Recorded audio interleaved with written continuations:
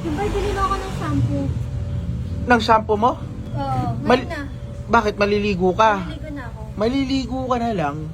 Ako pa bibili ng shampoo mo, hindi mo ba kayang asikasuhin sarili mo, Jinky? Bakit nagre-reklamo ka? Inuutosan ka lang bumili ng shampoo. Eh, syempre, Jinky, dapat sarili mo na yan eh. Hindi mo na dapat yan inuutos sa iba. Huwag mo kung sinisimulan ha, tanghalit tapat, nagkagaganyan ka na naman ha. Bilang mo ako ng shampoo ngayon. Pagkatapos nun, samahan mo ko siya. Oh, bakit kailangan pang... Hiludin mo ako. Anong hihiludin? Pinangangat yung likod ko eh. Anak Kailangan ng ko na tipa. namang ihilod sa likod ko. Jinky, hindi mo ba Dali kaya? na, bilhin mo na ako ng shampoo. Tapos after nun, diretso ka sa CR ka agad. Tayin kita dun ha. Ako na bibili ng shampoo mo, ako pa maghihilod sa'yo sa loob ng CR. Anak ng tipaklong naman, Jinky. O malamang, hindi ko abot yun. Kaya nga, kailangan kita kasama dun. Ayaw mo bumili ng shampoo ko? Ayaw mo rin ako samahan manghilod dun? Gusto mo tuyuin ako? Ha? Ano? Teka lang.